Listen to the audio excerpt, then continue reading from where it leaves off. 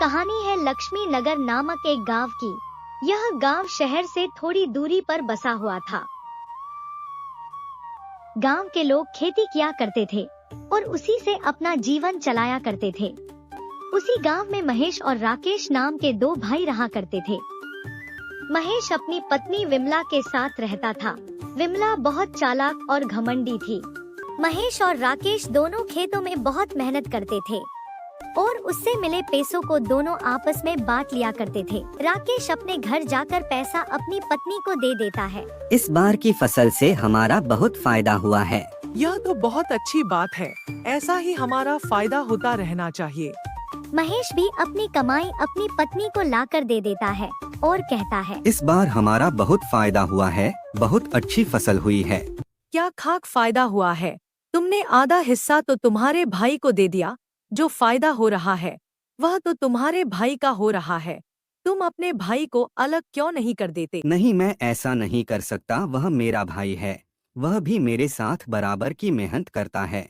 मैं उसको अलग नहीं कर सका। सारी मेहनत तो तुम करते हो और फायदा तुम्हारा भाई ले जाता है। दिन भर मेहनत तुम करते हो, सुबह से शाम तुम खेत पर काम करते हो। तुम्हारा भाई कुछ नहीं करता है। तुम अपने भाई को जमीन का एक हिस्सा देकर उसे घर से अलग कर दो। नहीं, मैं ऐसा नहीं कर सकता। वह मेरा भाई है। वह भी मेरे साथ बराबर की मेहनत करता है। मैं उसको अलग नहीं कर सकता। अच्छा, अगर आप उसे अलग नहीं करेंगे तो मैं हमेशा के लिए घर छोड़कर चली जाऊंगी और कभी वापस नहीं आऊंगी।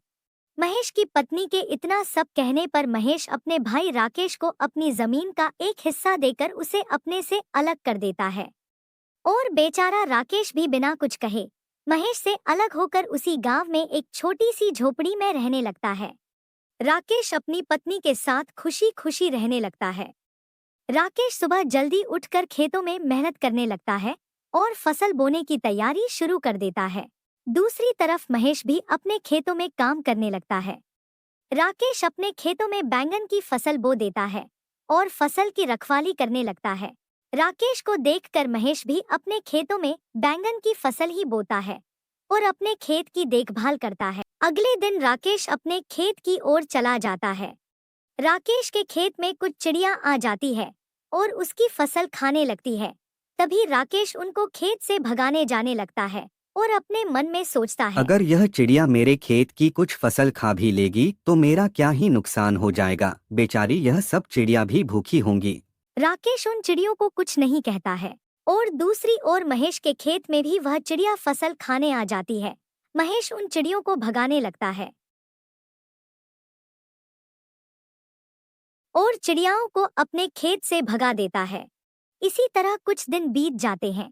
एक दिन पूरे गांव में भारी मात्रा में छोटे छोटे कीड़े सभी खेतों में लग जाते हैं और खेतों की फसल को खाने लगते हैं। लेकिन राकेश के खेत में आने वाली चिड़िया इन सभी कीड़ों को खा लेती है, जिससे राकेश की फसल को कोई नुकसान नहीं होता है।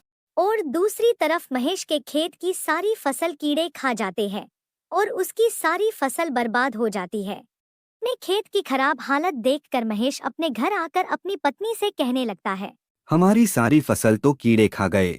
हमारी सारी मेहनत बर्बाद हो गई और राकेश की फसल को कोई नुकसान नहीं हुआ। काश मैं उन चिड़ियों को अपने खेत से नहीं भगाता तो मेरी भी फसल सही होती। इसीलिए हम जैसा कर्म करेंगे वैसा ही हमें ऊपर वाला फल देगा।